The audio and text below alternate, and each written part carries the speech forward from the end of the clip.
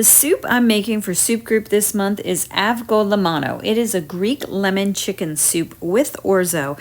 And I'm starting with some avocado oil that I'm getting heated into my big pot. And I'm going to add about a cup of chopped carrots as well as about a cup of chopped celery. I'm going to coat that in the oil, and then I'm going to add a medium onion that I've also diced up. And that is my mirepoix, a carrot, celery, onion medley.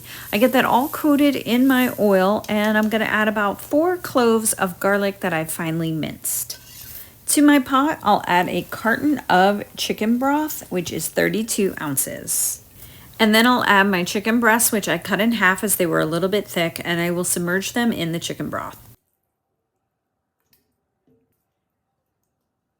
As I am tripling this recipe for soup group, I'm going to go ahead and add another 2 cups of chicken broth a little at a time. And I also need to add 4 to 5 bay leaves into the soup.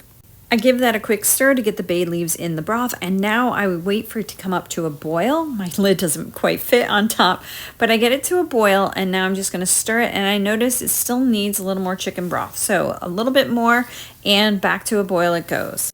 Once it reaches to its boil, and it's been doing so for a few minutes, I'm now going to take the chicken out, and this is where I will shred it and get it all into bite-sized pieces and then put it back into the pot. I'm also taking out those bay leaves and discarding those. While the chicken is out and I'm going to be shredding it, I'm going to add my orzo to the pot. I'm going to triple this, remember, so it's 3 cups of orzo. And once I started pouring the 3 cups, I realized that was pretty much the whole box. So into the broth, the full box of orzo goes.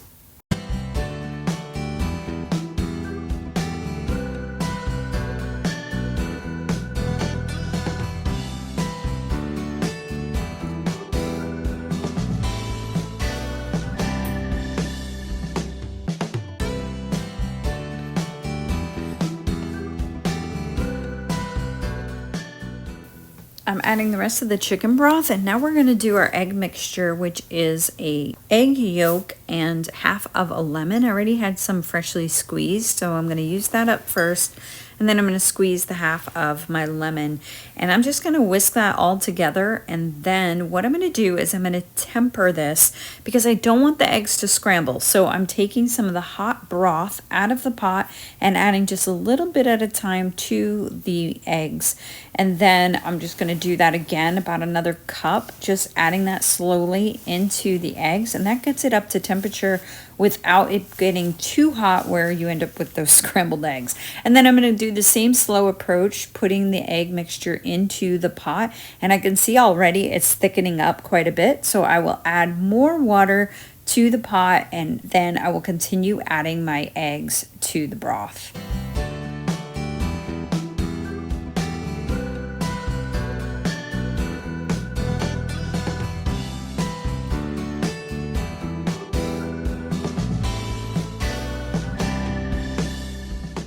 I've chopped up about 1/4 cup of fresh dill, which is going to balance really well, and I'm going to stir that in, and then I'm going to take a little out to sample and see how my flavors and consistency are doing. I did notice it needed a little bit more lemon juice, and also I noticed that the orzo is expanding and taking so much of that liquid, so I am going to go ahead and add more water. Not chicken broth because I don't want it to be any saltier.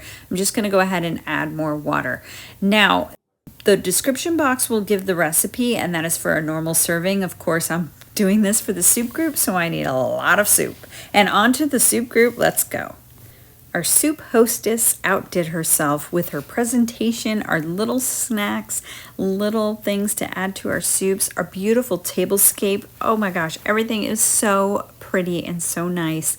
And she even made us some homemade cornbread. It was so delicious and was the perfect thing to dunk into our soups. And our soups for the evening, to recap, were the Greek lemon orzo soup that I brought.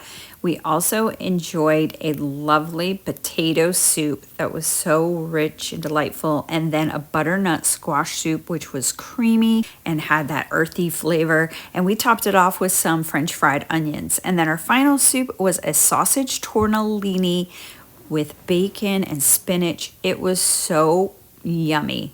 Speaking of yummy, you gotta have some wine, and check out this dessert. And this is the butter cookies. You find the Danish cookies in a tin. You cover the cookies with heavy whipping cream. You then put pudding on top and then cherry pie filling on top of that, and you spread whipped cream on.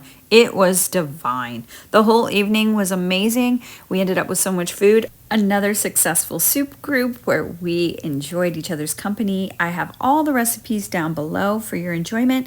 Thank you so much for watching, and I'll see you on the next video.